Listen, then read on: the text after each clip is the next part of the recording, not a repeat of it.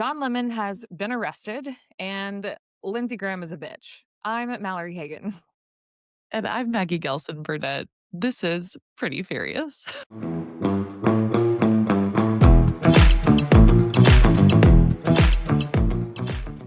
10 out of 10 cold open, no notes. I Thank really you enjoyed so that. much. Thank you so much. Um, yeah, man. Like I feel so those of you listening, we are going to be playing around a little bit with our release times of Pretty Furious, of the links of our episodes, guests, no guests, all those kinds of things. Because as we mentioned, we've joined the Siren and we're really excited about that. They've got some great feedback for us, and we're also listening to your feedback. So we're recording this on Friday, January 30th. Will it be released today? Question mark. Question mark. It's 9:51 AM Central Time. Will crazy shit happen within the next half hour that changes the course of our entire nation? Probably also that. So, Probably also. we could be recording this and we have no fucking clue what is going to happen. So Yeah, by the so time it actually comes out. So just take have a all of great this day. with whatever grain of salt you're listening to it with. Yeah, so we have a wonderful guest today, Tara Setmayer, who is the co-founder of the Seneca Project, also happens to be my boss. She's joining us, and we're gonna have a great conversation about Dawn and also just about whether or not MAGA folks are still reachable in this moment. But before we do that, Maggie, what headline has made you pretty furious? Well, I always do this where I bring a headline. You're like, it should make you pretty furious. This actually makes me really happy. So Okay, well, that's I'm, okay. but we I could think always people use get a the little, gist. yeah, we could use a little sprinkle of happy. So this is from the New York Times. This was released about a half hour ago. So this is says U.S. judge in the Luigi Mangione case rules that prosecutors cannot seek the death penalty. Margaret Garnett of the federal district court said the case against Luigi Mangione would still proceed to trial on other counts, but yeah, no death penalty here, folks. Um, Also, I think somebody tried to like break him out of prison the other day, question mark. That just, like, completely went under the radar because gestures broadly, but yeah, I am a Luigi stan. I love him. This That's is so the most bizarre twist of our whole just country, to be quite honest. Let me ask you this. Do you think that people would be such stands of Luigi if he were ugly? No, not at all. Yeah, I don't and I also don't think his case would garner near as much attention if he were, like, not objectively attractive.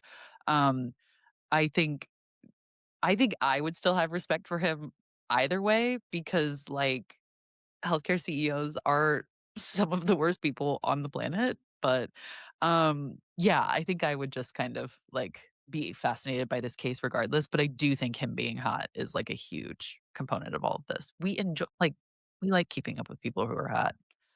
It's just, like, Yes, I our definitely brain. think that that certainly changes the way in which we interact with his case, and I also think it changes just how fascinated people are.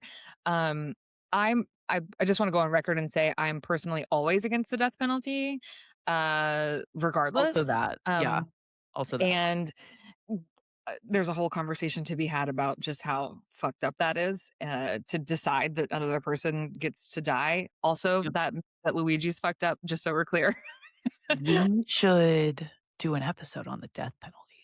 We absolutely should, especially if you are unfamiliar with the insane ways that the justice system, the prison system, the jail systems work in the United States. And if you just need a little glimpse, go on and watch the Alabama Solution. It will blow your mind. But Crazy. all that to say, okay, I'll take that as your headline. What's my headline? What is your headline today, My Maggie? headline is about Lindsey Graham being a little bitch. So the Senate shutdown hit a snag, and you guessed it. That's because of Lindsey Graham. So the senators were poised to vote on the funding deal last night, Thursday night.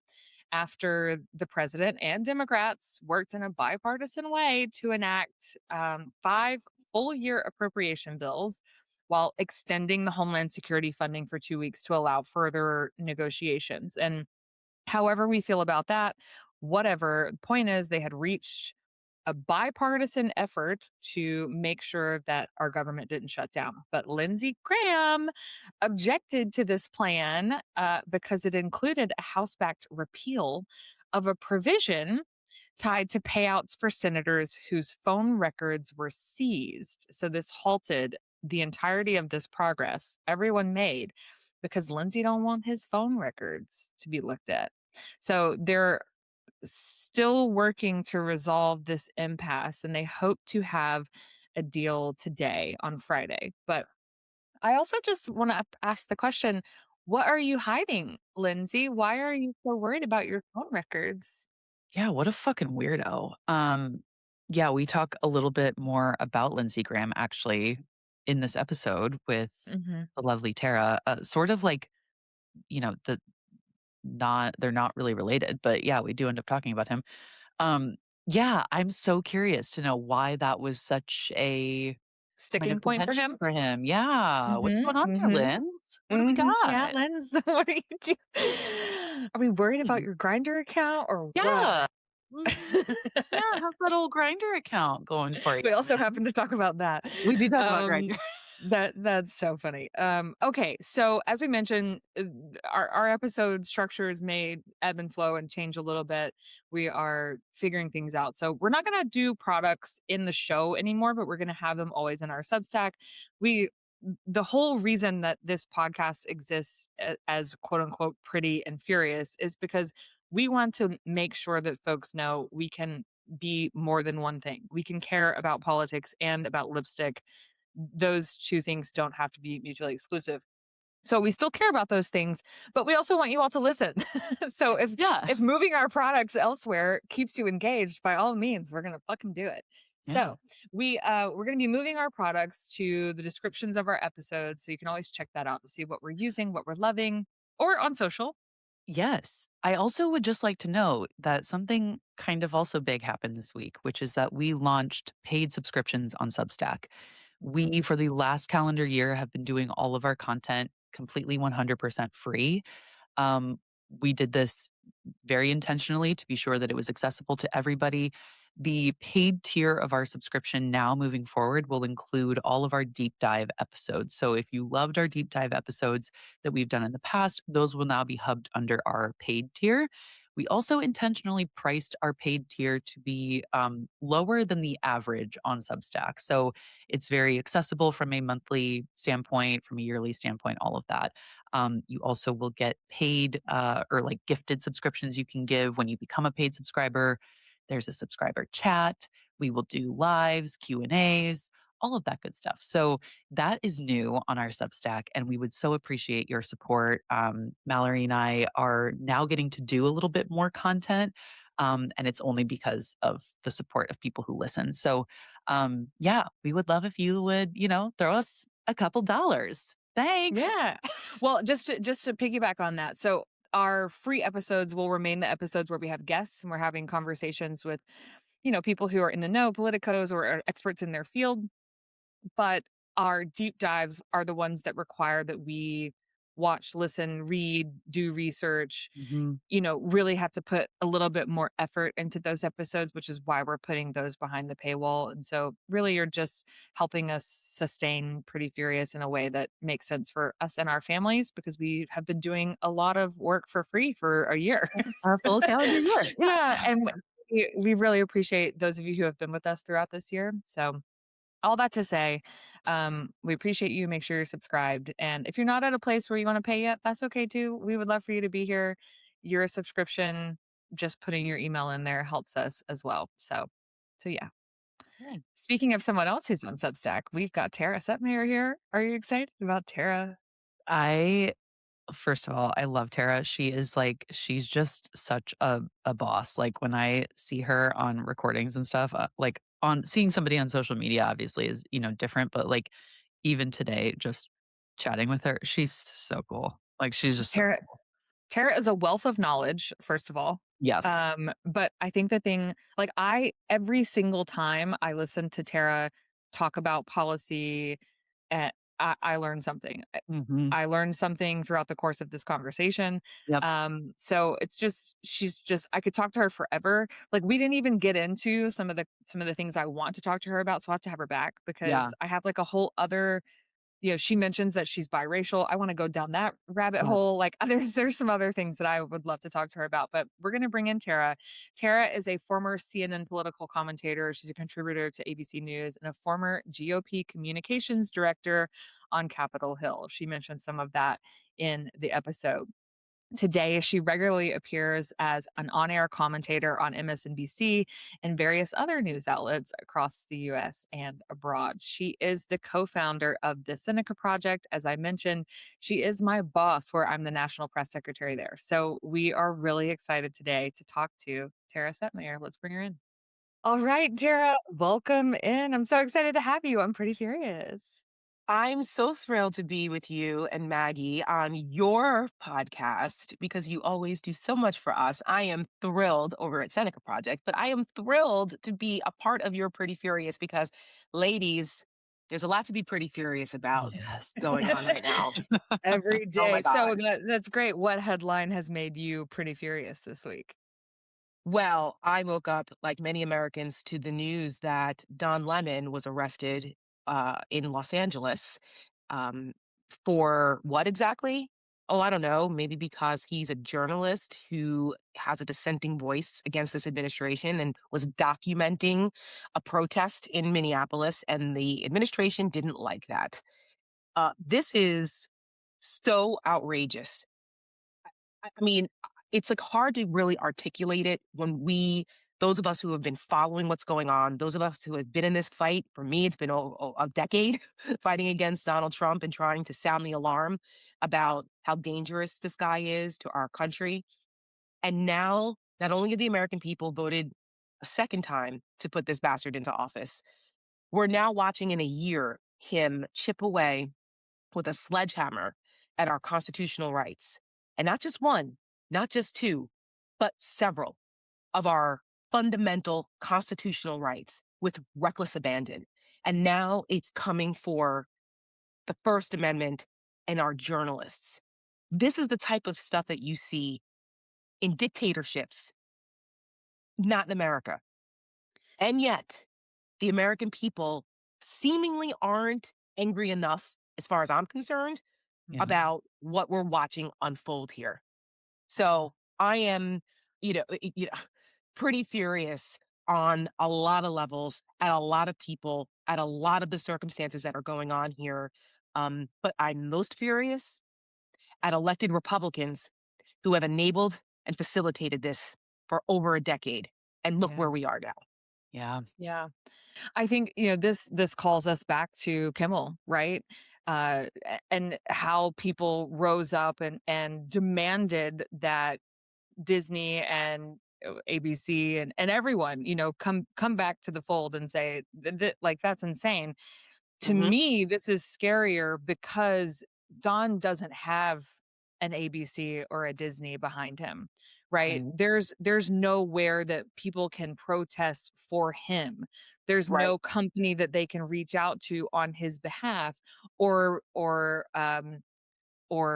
picket on his behalf, right? So to me, I think this is part of it. It's part of why they're doing it because there's no money, there's no Trump donor that they can lose by doing this to him.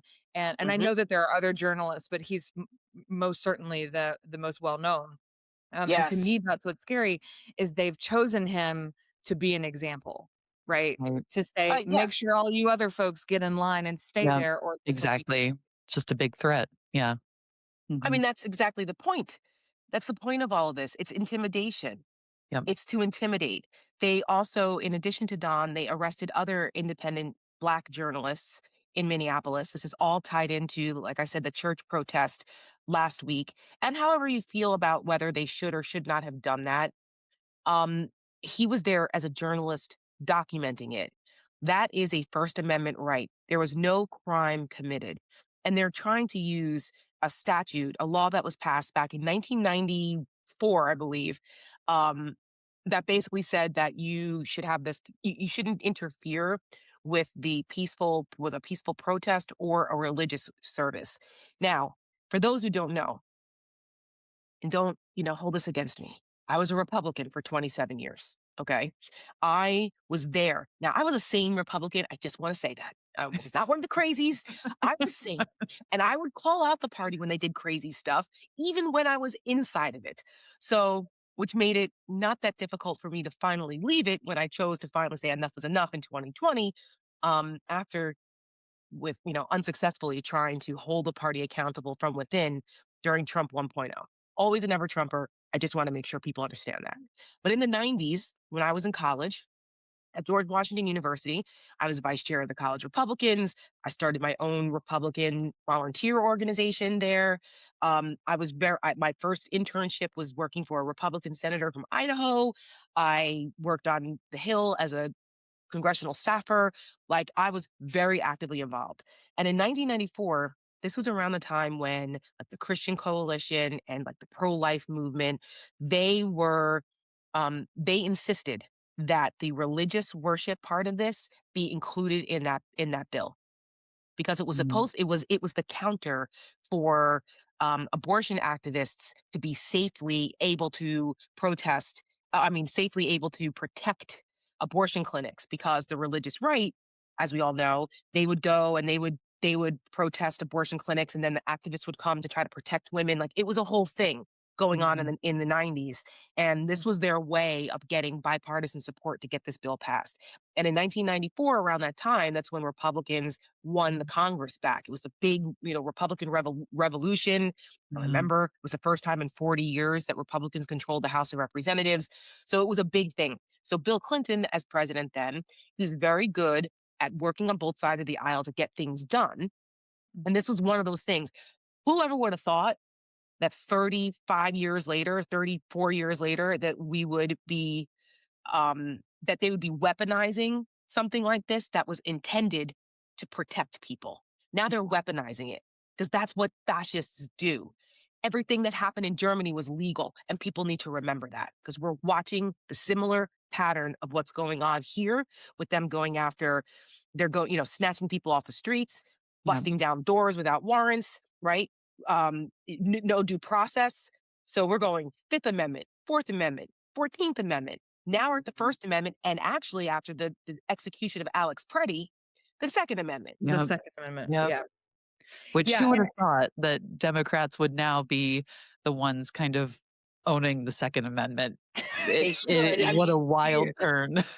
what a wild take turn indeed. put my political consultant and comms hat on, and I would say to Democrats, this is an opening for you. You want to Mhm, make inroads with people who are single issue voters. I mean, Republicans exploited Second Amendment threats by the left for years. For years, I yeah, remember when people Yeah. flipped out They're because gonna of take they're gonna kill passing your guns and coming take for your your guns. sorry, they're gonna yep, kill your babies and take your guns. yep, yep, Yes, Yeah, yes. that's Well, the now two they're things. now they're killing your brother and taking taking mhm, your Yeah, guns. yeah, yeah.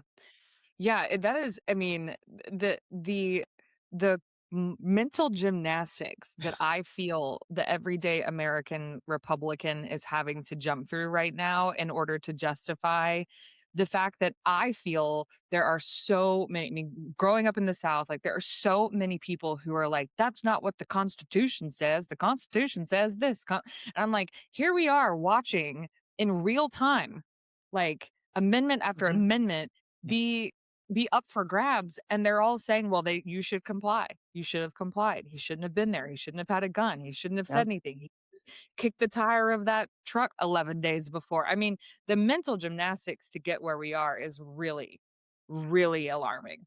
yeah, for The some, it's the education only system in this country has been under attack for a long time, and it is coming full circle. yeah, and for some, that is the only physical activity that they will do in The is mental all of the gymnastics. mental gymnastics. Um, so Tara, you alluded to this, and I find this conversation I'm just chomping at the bit to get to this part of the conversation. So you alluded to you were a Republican. Of course you were a never Trumper. So I'm not going to ask you to try to step into the psyche of a woman who votes for Donald Trump. However, I suspect that you probably know a lot of them in your personal life and professional life. And I'm curious to know, what do you think it's going to take now from this point on for those women to kind of see the light? Is there ever going to be an opportunity for that if they haven't yet kind of pulled back from their support of Donald Trump? Yeah, it's confounding in a lot of ways, right? You're like, but people vote against their own interests all the time. Cognitive dissonance is a hell of a drug, and we are seeing this across constituencies. Ask the Mhm. Latino, voters how they feel right Yeah, now. that's You real. want to talk Yeah. about voting against your own Still interests? waving Trump flags is just fucking bonkers. It's Insane. bonkers, and the thing about that is a lot of that is, there's a certain the machismo, like masculinity part of this, the misogyny inside the culture. Same thing with black men. The fact that so many black men would vote for, now overwhelming majority did not, but the fact that Donald Trump had the highest percentage of black male voters of any president since I think probably Reagan. It's great. Like, that is crazy. He's the biggest Insane. racist we've ever seen, the biggest sexist we've ever seen, the biggest xenophobe we've ever seen since Andrew Jackson. You know what I mean? Like, Yeah. what are we doing here? But people still have certain grievances. Grievance and anger, fear, those are very motivating forces. And for women, it's even more confounding because we're the only group that actually lost a right. Okay, after Roe was overturned, Yeah. we literally lost what was originally considered a constitutional right to bodily autonomy. Mhm. And the fact that more women didn't say, you know what, that's probably not great. I may not agree with with Democrats or progressives on X, Y, and Z, but something doesn't sit right with me about voting for someone who seems perfectly okay with taking rights away from me and from my daughters and my grandkids that my grandmother didn't have. I mean, that my grandmother had. Like, there's something Yeah. fundamentally Well, very wrong with this. and also not seeing that as the slippery slope that it is, right? If you're Mhm. willing Correct. to take this right away from me, Yep. what will be the next one and for who? Well, Right. you know why? We're very spoiled in America. We're spoiled. We have lived under freedom and our democracy for 250 years, right? And then peacefully for pretty much since World War II. The further we get away from the oppression and the dictatorships and the authoritarian fascism and all that stuff that was happening in the world that we fought World War II over, the farther we get away from that, the more people get complacent and forget how fragile democracy is. And when people take it for granted. I say this all the time, it's like gravity, right? You take it for granted. You walk around, we have no problem, or oxygen. Well, we breathe air until you can't. And by that time, it's too late. So for women, that's partially why I co-founded the Seneca Project in 2024. We named it after the Women's Convention of 1848 in Seneca Falls, New York, where women got together, along with abolitionists, by the way, and said enough is enough. We're tired of being treated like second class citizens. This is not living up to the promise of America. So we're going to do something about it. And they did. And it was a coalition effort that took 72 years to get something as simple as the right to vote. And then that wasn't applied equally And because it people took another forget. 44 years for black 72 women to get years. equal rights to vote. So, we look at this and we have a complicated history in this country when it comes to equal application of our rights. And people Mhm. have fought and bled for the rights that we do have. And look at how quickly they take it for granted. And when you do, when you're caught slipping like this is Yeah. when the enemy can come in. And I think that for women, hearing the stories about women bleeding out in parking lots because they couldn't get reproductive care in a state that outlawed abortion, or or they're losing their a sister, or a husband losing wives. Like, this was real. You would have thought that that was enough of a motivator. Now, women overwhelmingly did not vote for Donald Trump, but Mhm. white women, Mhm. a majority I'm sorry, voted for we Donald know. Trump. Yeah. right? Well, I'm biracial, Mhm. so I'm biracial. My mom is white. She wasn't one of those white women, thank God. But Yeah. so I'm an equal opportunity criticizer here on both sides. But it's fascinating. And why is the well? It was also high school educated white women, right? Non Mm. college educated white women. But why? Well, there's a lot of factors that go into that, and is it the influence of their husbands? Is it Right. Yeah. religious? Right. A lot of this is religious based, the evangelical vote. And, the evangelicals should be ashamed of themselves. I grew up in a non-denominational church, and I lost virtually everyone in that church family to the cult of MAGA. My mom's best Mhm. friend, Cuban American, completely pro Trump, even to this day, as they're arresting Cubans and deporting them in rapid numbers down in South Florida. Still, because they see it as some type of religious crusade. And when you start getting into that, it's not rational anymore. It's emotional, and it's something that the God's law supersedes the Constitution. And that's when you get into this very dangerous Christian nationalism stuff, which has a Yeah. huge undercurrent, particularly with a lot of women who are still voting for Donald Trump. They see their role in society very differently through a religious lens. And then, that's Gilead.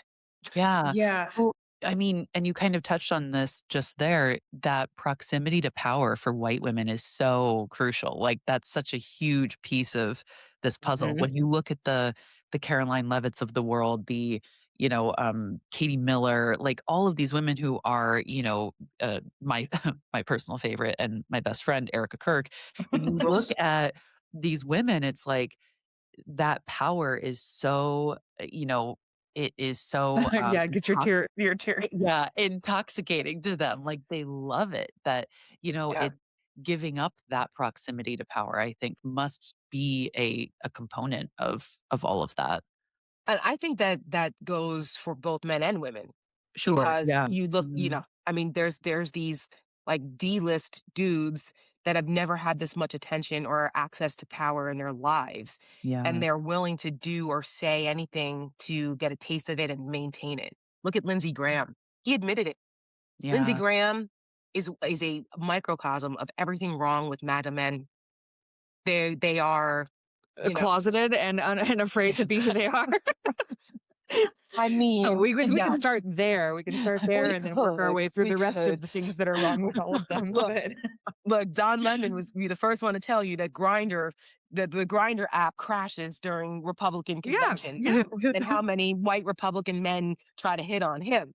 So I'm just saying. I mean, But Don Lindsey is Graham, objectively an incredibly attractive Very human attractive being with person, the yeah. best skin I've ever seen in my life. But at least they have good taste. But that's look, fair. I mean, it's Lindsey Graham admitted it during a podcast, the New York Times podcast, The Daily, a couple years ago, because a lot of people were like, Lindsey Graham was besties with John McCain. John McCain stood up to this, John McCain, and now that he's gone, what's happened to Lindsey? And I'm like, well, Lindsey was a barnacle on John McCain's ass. Okay, he followed him Yeah, around, and now he needs to attach himself to something else. So he's attached himself to that gelatinous fuck in Donald Trump. And so yeah, he said, and he admitted it and went, well, I've never had more relevance and power in my political career. yeah. It's Mhm, as simple as that. And mhm. it's as cynical as that for a lot of people. Stephen Miller, I was that just gonna guy has been say, a yeah, loser his whole life. He's been a yeah, hateful loser his entire life. He's a bad spawn and has been since he was like 12 years old. People like that being empowered, he was never accepted in the mainstream before. And now look at him. He's a little fucking Eichmann yeah. running our country. Mhm. And so, and it's contagious. Just like courage is contagious, so is this. The corruption, the intoxication of power and dictatorship, that can be contagious too if enough people don't put their foot down and put a stop to it. Well, Mhm. I feel like where I'm about to go is a whole separate conversation and podcast, so we'll have to like save the deep dive into it. But I do think it's worth mentioning the undercurrent of Christian nationalism, as you have said. To me, the idea that that God is all knowing, that you have to submit to him no matter what. You have to have faith in his process no matter what. And fascism go hand in hand, right? Like I'm not a religious person. I respect people's right to have the religion that they want to and to practice however they do, but we would be remiss in not mentioning that there are a lot of similarities in what people desire out of their government leader and Yeah. what they desire out of their God. Yeah. And that's why we're ripe right now for what is happening, because people, as you have said, are willing to overlook the Constitution, overlook societal norms, overlook the history of our country in Mhm. order to fulfill whatever they think is gonna come from their god on earth, Donald Trump. And I just think when you look at that and you look at the science and the psychology behind, like, the fear receptor in people's brains, people who are conservative have a larger fear receptor than people who are not. Like, it is fascinating, but it is also Mhm. terrifying. And so before we run out of time with you, I think the thing we most need to know, and people who are listening are people who I typically think are pretty progressive and liberal. What do we do? Like, how do we reach the people in our lives to say, listen, like, we are literally, because I feel like for a decade we've been saying we're at our last stop. Yeah. Yeah. You Yeah. know, that Right. like, and every year we keep going, this is the you have to vote in this election or there might not be one. And I've never felt those words to be more true than we are seeing right now. Mhm. How do we reach people to say this could be the last time you get to vote if Yeah. you don't take Yeah. it seriously? It's you're right about that, where people are always every election is the most important election. But and 2024 really, uh, I think there was a failure on the part of a lot of folks to articulate that in a way that was relatable to people, because sometimes they just, again, they take our democratic norms and institutions for granted. They think they're always going to be there. And so that didn't really resonate. Unfortunately, when you are a spoiled society like ours, unless people feel pain directly, whether that's economically or somehow, you take something from them, fear is a motivator. And so unless they have fear of losing something more close to them and they feel it, people just say, the abstract, esoteric concept of democracy and freedom. They're like, yeah, whatever. That's not going anywhere. And then they What say about things like, my I'm just not gonna vote because she right? won't say what I want her to say. Right. Yeah. Yes. And so, I mean, listen, however you feel about Kamala Harris or, the Democratic ticket, like the people who chose to stay home and throw a temper tantrum are just as responsible as the MAGA people who voted for Donald Trump. They are. And the sooner that folks realize that, oh my gosh, my apathy and my decision to not be engaged contributed to this, the sooner that those folks can realize that, like, but you are in a position to change that. Because if just those same amount of people that decided to stay home come out and vote this time, we can turn this around. We Yeah. can, without even converting any of those folks on the other side. What So what do I you think say to it's the people engagement. what do you say to the people who typically would have voted Democrat but chose to sit out because they were, like, punishing the party for everything? What do you say to those people now? You do not have the luxury to not be That part. engaged.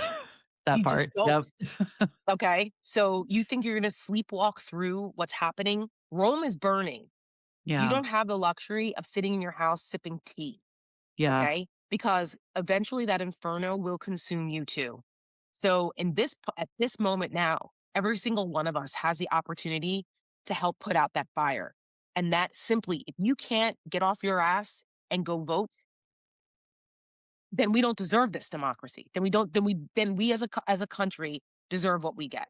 Yep. Now, Mhm. I firmly believe there are more of us, the collective us of those who want to fight for this democracy, who want to fight to beat back this authoritarian march, than there are of those who are too apathetic or who agree with it.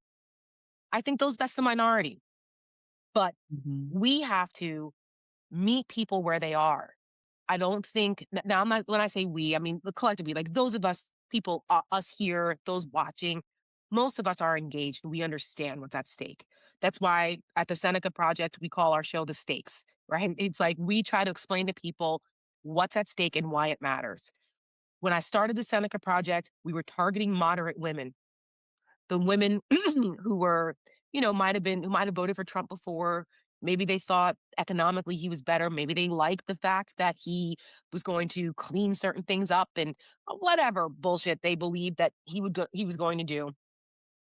We were like, listen, we don't care who you voted for before, but you need to look at what he's done. He already has a record. Don't vote for him again. We were Um, trying to create a permission structure for those women to come back and vote their interests, vote for their daughters, vote for making sure that we have a system that at least we're working toward equality and freedom and those things. And we did that through content and messaging. You can do all the organizing, you can do all of the voter registration drive and all of those things, all that grassroots organizing is super important. But you have to get people, you have to convince people to come out to do that. I think the Democrats have forgotten the hearts and minds part of this because people aren't going to act unless they are convinced that what they're doing matters. Or, right. there has to be a sense of urgency, the urgency of now for things that people can relate to. That's what we did. That's what we do and still do at the Seneca Project through our ads and our videos and our content.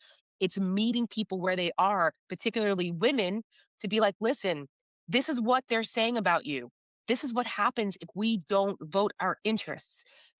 Nobody cares what you did before. The ballot box is the last Mm, place where you actually have privacy, where no one knows what's gone on because your doctor's office isn't that place anymore. This is the last bastion of that confidential private freedom that we have in this country for us, particularly as women. You want to lose that too. So this is why it matters. You have to meet people where they are. That's why storytelling is so important. That's why these kinds of conversations where we're talking to folks directly, we make ourselves very accessible because then folks feel like they're being heard. They feel like they're not alone. All of these things combined matter.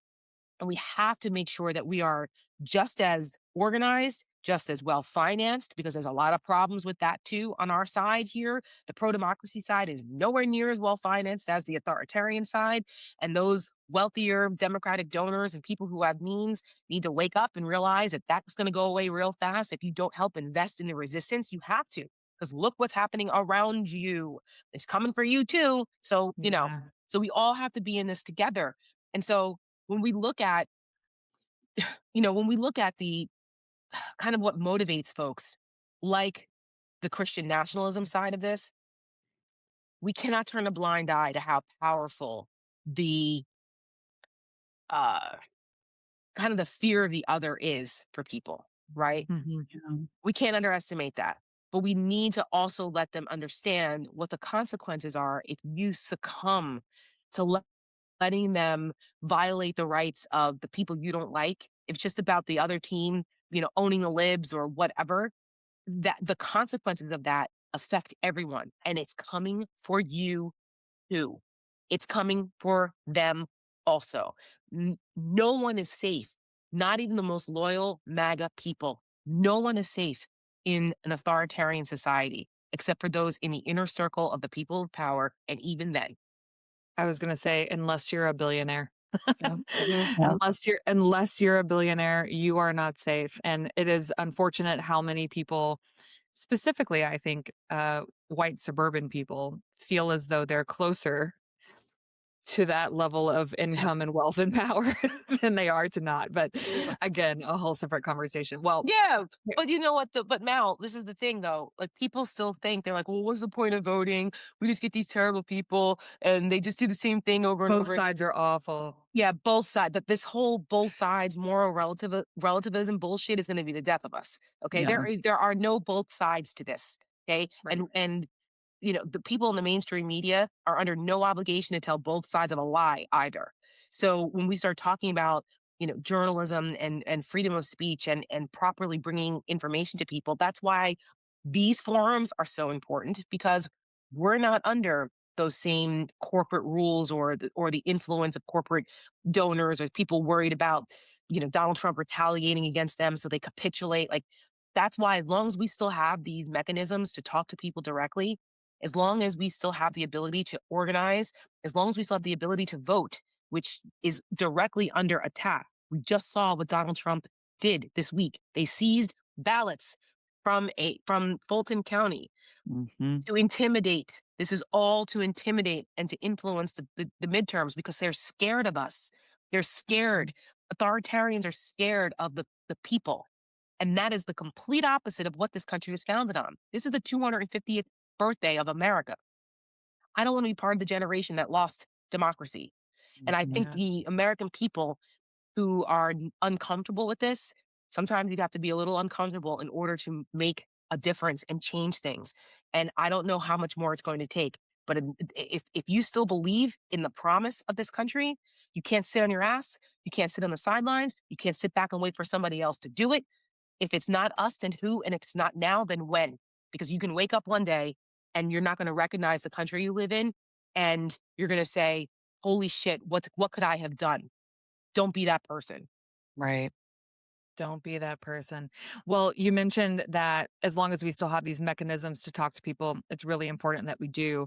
And in order for Mhm. us to do that, people have to invest in those mechanisms, right? If we're not going to be beholden to the billionaires that own media companies, then the Yep. people that you love, and I don't necessarily just mean us, but anyone that you love that's on Substack, on YouTube, the Don Lemons of the world, Yep. that are out there that are using their bodies and their voices to be, to stand between what's happening now and fascism. You need to Mhm. invest in them. So we would be remiss to not say that all of us are on Substack. We would love for that investment to come our way.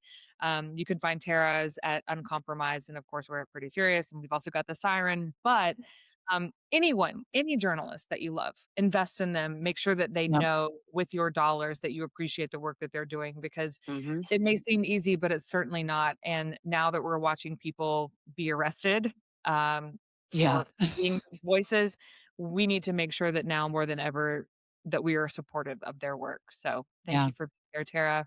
Thanks for all the work that you do Tara. at your project. Oh, thank you, and thank you guys for being pretty furious and fabulous. So thank you guys. I'm Oh, glad I we're could be a adding an part of extra I this. like extra. that. All right. Pretty furious and fabulous. That's good merch. Go ahead. You can have it. Love it. Thank you so much, Tara. Love you guys.